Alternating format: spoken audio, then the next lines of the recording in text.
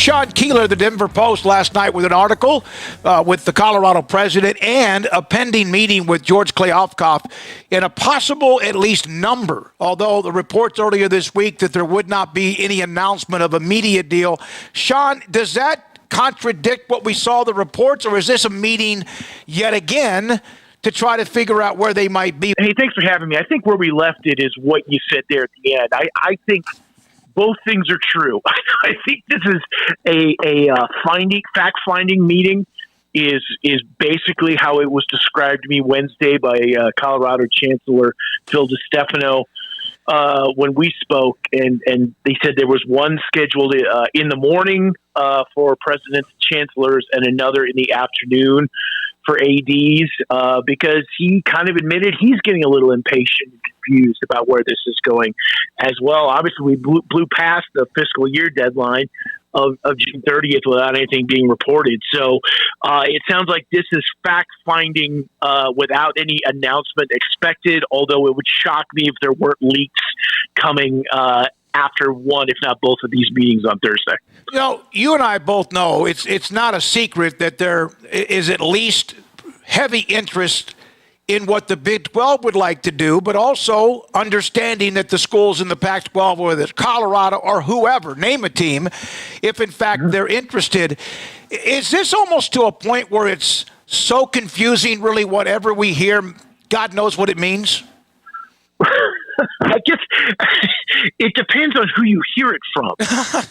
I've never seen a story, and again, we've talked. Full disclosure, I'm a Big Ten alum, but I'm a child of the Big Eight.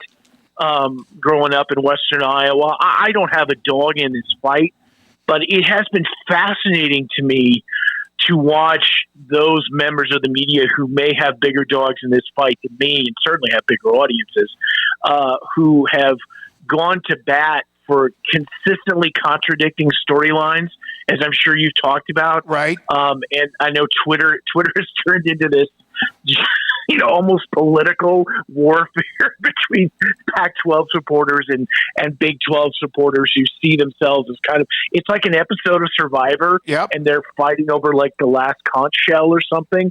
And to some degree, metaphorically, that may be true. So I've always felt the truth was probably going to be in the middle. And I think we talked last year at this time about CU and the I don't want to say gap, but the diversity of opinions, to put it nicely, but that ranges from the fan base, old and young, the administrators who, again, I think want to stay. Phil DeStefano didn't say anything on the record that I hadn't heard already or didn't think he was going to say. And the stuff I think I told you guys, that the administrators want to stay. The administrators want, again, you can put air quotes if you want, the Pac-12 to work in some fashion. But here's the thing. To me, as this started getting a little sketchier into the spring, and we've waited, it's all about the number. And I asked Phil DeStefano, and some people on Twitter, bless you, gave me credit, thank you, while bashing me, for asking this question. I said, what's the number, Phil?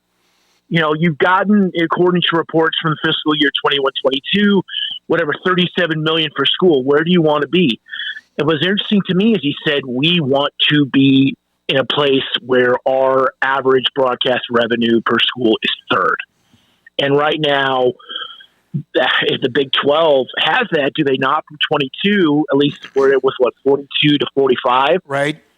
So that's what they want. Will George Kliavkoff get them that and more? That I don't know. And frankly, that I kind of doubt.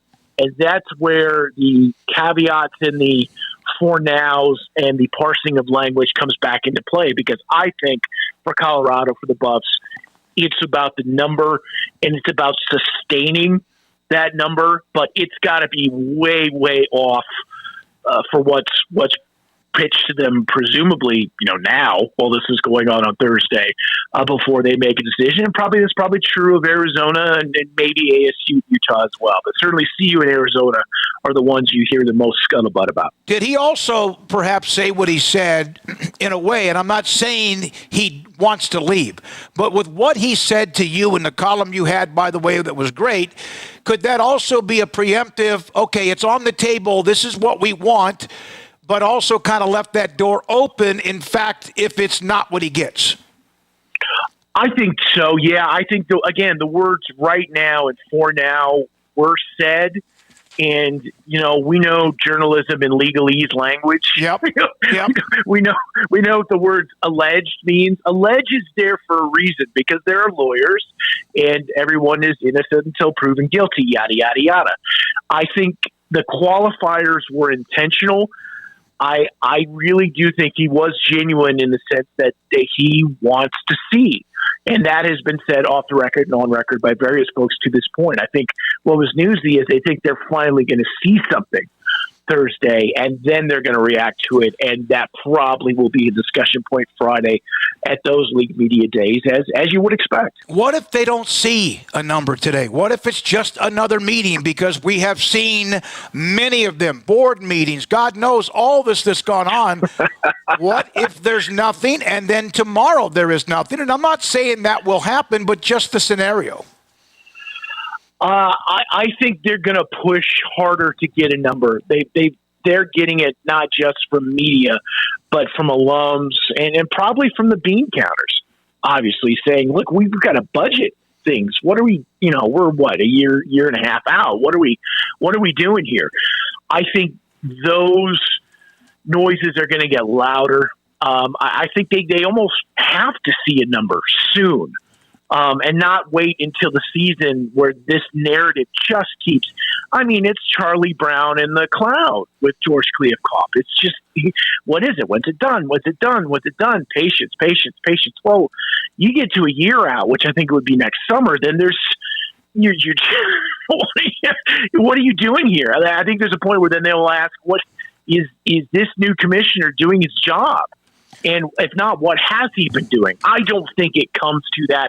I've had sources tell me because we feel like we're doing this story because we're kind of at one of the apex points of this. Sure. Like every 3 months, or if not 3 weeks, we end up running back to this. And I've gotten so many I don't knows. I was grateful Phil would pick up the phone because he said nothing but kind of give me I don't knows for about 2 months. And I think some of that's genuine. Some of that may be dissembling. Some of it may be something else. But they've got to get a number to make decisions because they can't have in a world where they already know, they've lost their two big breadwinners.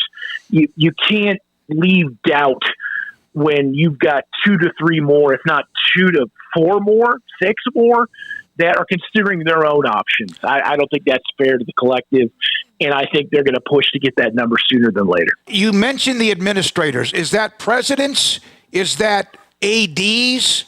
What about coaches? Is that different, their approach to this, of what some of those schools want compared to administrators?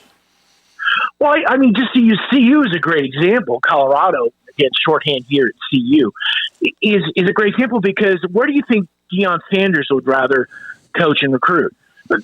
Texas, it's home. I don't think that's debatable. If they gave him a vote, he'd be like, whatever gets me in Texas more and gets me in Florida, I'm good with that. I mean, now the argument will be he can get that wherever, and you need to. That doesn't apply because you're still going to get those guys because of who he is and what he can bring to the table. But does the athletic director, Rick George, care? Yeah, but I think it's also about the bottom line. I think he cares about the number. He coached there and was a staffer there in the Big 8 glory days. He played at Illinois. I don't think he has a political dog in that fight. But again, as we've talked about, their alumni base is hugely West.